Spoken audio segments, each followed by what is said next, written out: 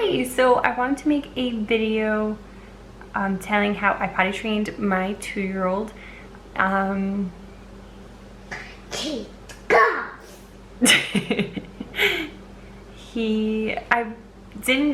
wasn't able to find before I was potty trained really a step-by-step video that I wanted. Sorry, he's right here eating lunch. That I wanted because I really needed someone to like hold my hand and say, this is what you need to do. Obviously, I could have. Shh, Mommy's trying to talk. I could have. Obviously, I could change things just as you could change things, but just to kind of have a basic layout would have been helpful. So first I want to say readiness signs that I saw in him. Can you not put your chicken? Oh, thank you. Some readiness signs I saw in him. He was starting to stay drier, like his diaper wasn't getting as wet as quickly. He could go, I think I started to notice.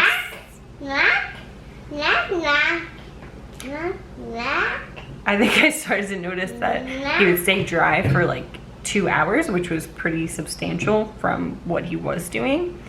And he started to do that probably right around when he was turning 2. And I started potty training maybe a month and a half right after. So I noticed that. I noticed that when it was time for him to go poo, are you okay? When it was time for him to go poo, he started hiding and he was a lot more uncomfortable. He didn't want to stay in front of people, and that was unusual for him. That was different, and I've heard that that was a sign before, but I know it's not necessarily something all kids do. He also had a strong interest in coming to the bathroom with me, like constantly. Like he wanted to flush, he wanted to see what I was doing, kind of like right now. What are you doing? You want to come see? Come in the video? You got a sauce face. Hold on. Sauce face. See? You see yourself? You're a shark. You got a sauce face. Does that look good? So anyway, I was saying he really would love coming to the bathroom with me. And like just going. Stop. He would love coming to the bathroom with me and like flushing when I was done, and he was just very interested in the whole process. He would want to wash his hands when I was washing my hands and stuff like that. Do you want to see that? Here. So before I started potty training, before the first day, I kind of started to do, when I knew I was going to start soon, I started reading books that talked about potty training. I kept letting him come into the bathroom with me. Sorry, I keep looking down at my phone to see what I wrote. No, that's okay. We kept talking about the potty. We went to the store. I let him pick out his own undies. He loves Paw Patrol right now, so he picked out some Paw Patrol undies. And even though he didn't wear them for a long time, just seeing those and like kind of getting ready, like we're gonna go in big boy undies soon. Sure. Yeah. It got him excited, and that's kind of really important, at least for someone with his personality who's very stubborn and and doesn't necessarily want to do what he doesn't want to do sometimes. So day 1, once he woke up, I took off his diaper, and what did Mommy say? I said, no more diapers, huh? I said, we're done with diapers, we're gonna put them away, and today we're going to pee-pees on the potty, right? No. Apparently not. That's not what I said. So the first day I kept him completely nude. Completely head toe birthday suit. I think it was really important to get him kind of used to the feeling without any other material in the way. And also it made cleaning up and everything easier as well. I made sure I had a new activity and toy for him that day, something to keep him busy and excited, because we weren't leaving the house, and we didn't leave the house for the first week, I want to say. I mean, let me rephrase. We left the house, but like we didn't go on any trips or day outings or plays or play dates or anything like that. So I wanted something that would keep him busy without him getting bored. Yeah. So I decided, I know people have different opinions on whether you should use like incentives, reward systems or not. I definitely feel like he is a reward driven child, whether it's just you saying you did a great job, or in this case I use sweets because he never gets sweets, and it was a big motivating factor for him.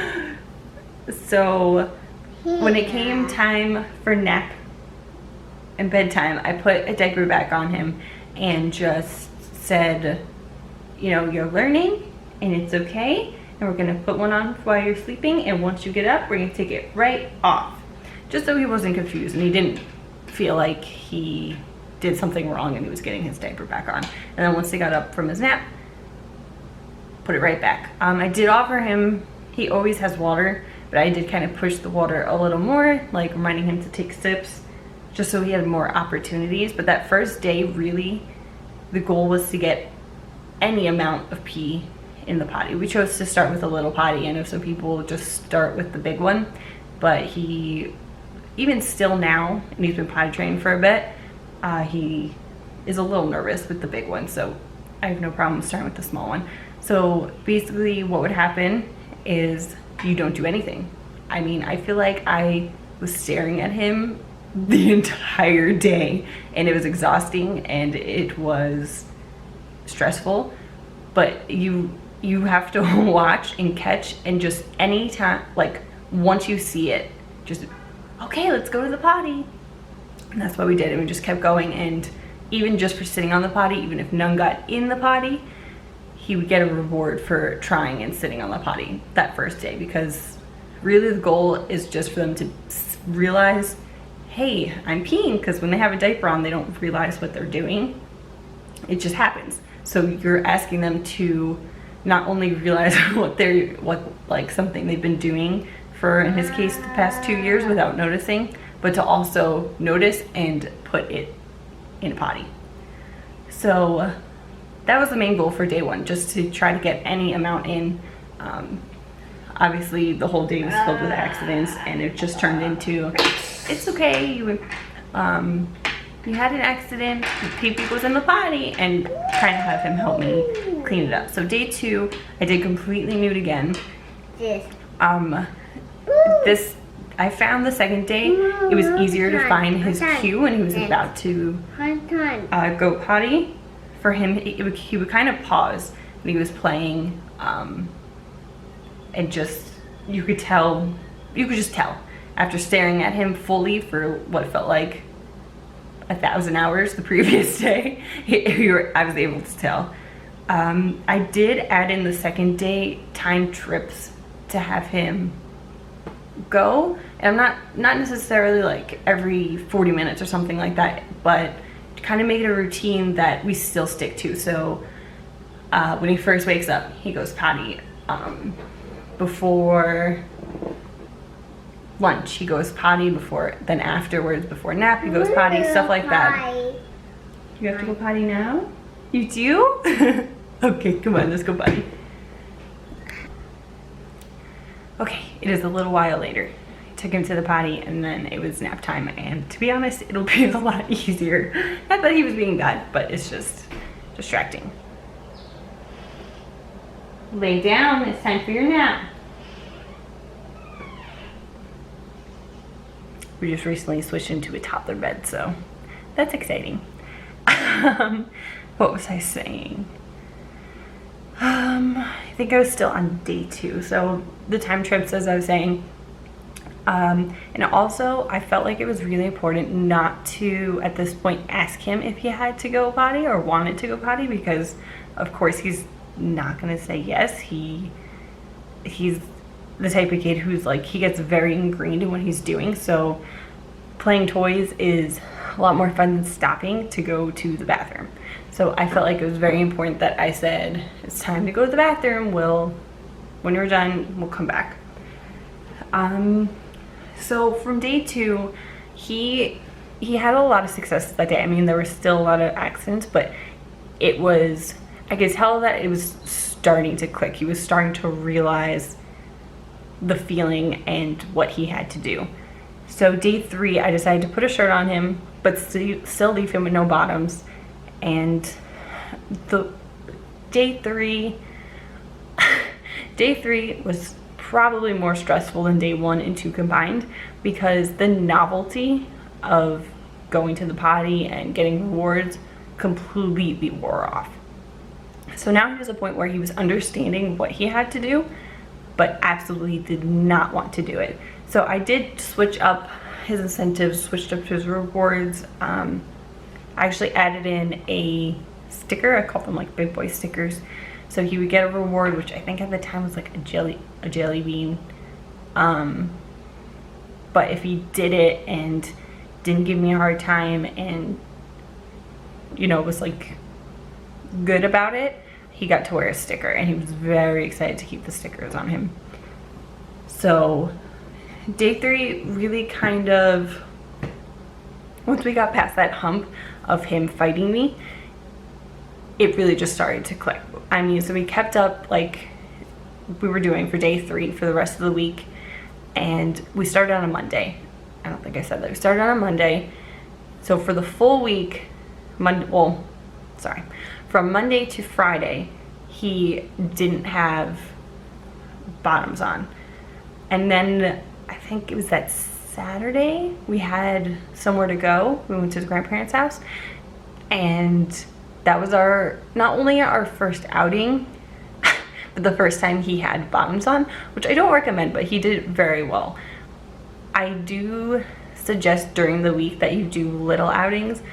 If you are worried about the car seat or stuff like that, they sell like little like absorbent pads, I think specifically for this reason, but they also sell, it's much cheaper, like little doggy training pads, and they're just, if not more, absorbent, and you could just kind of put it at the bottom of the car seat. That way you don't have to worry, because I know those are a pain to clean. But yeah, I hope that helps with just like how to start. I feel like every kid after the first initial days is different. It takes every kid a certain, like their own timeline of figuring everything out.